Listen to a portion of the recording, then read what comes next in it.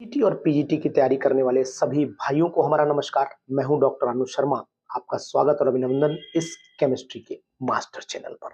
सभी लोग तैयारी करते हैं और सभी लोग तैयारी में बिल्कुल पूरी तरीके से डटे हुए, क्योंकि ये मौका सबको बार बार नहीं मिलता है। तो मैं आपसे ये कहना चाहूंगा कि तैयारी सही ढंग से करिए, सही तरीके से करिए। और मैं बहुत सारी चीजों को ऐसे बताता हूं जो आपकी जेई और नीट में अलग पैटर्न से चलती है और आपके पीजीटी टीजीटी में अलग पैटर्न से चलती हैं। इसका जवाब हमारी लाइव सेशन की क्लास में आप देख सकते हैं। बहुत सारे ऐसे एग्जाम्पल्स हैं, बहुत सारे ऐसे उदाहरण हैं जो वहां पर करेक्ट हो जाते हैं, लेकिन पीजीटी टीजीटी में जाकर के वो करेक्ट नहीं होते। तो क्या विज्ञान बदल जाता है? तो क्या मेथड बदल जाता है? ऐसा नहीं है। साइंस वही रहती है, मेथड वही रहते हैं, केमिस्ट्री भी वही रहती है, लेकिन एक्सप्लेनेशन की जो रेंज है वो वेरी कर जाती है।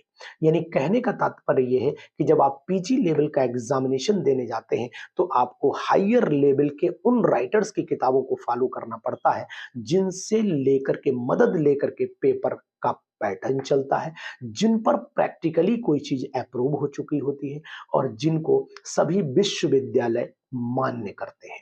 तो इन चीजों को ध्यान देना पड़ेगा आपको, क्योंकि ये बहुत सारी चीजें कहीं ना कहीं आप पर, क्योंकि आप कितने भी सबूत दीजिए इससे मैटर नहीं करता है।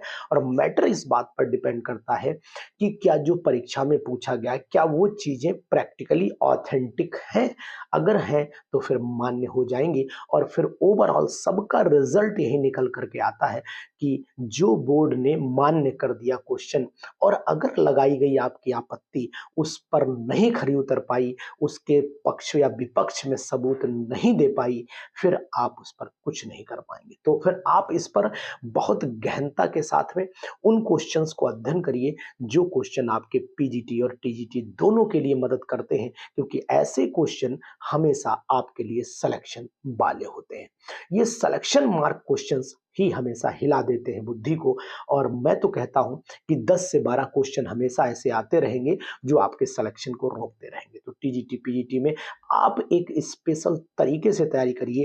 रास्ते वही हैं, चलना सभी को है, कौन ढंग से चल लेता है सफल वही होता है, ये मेरा कहना है।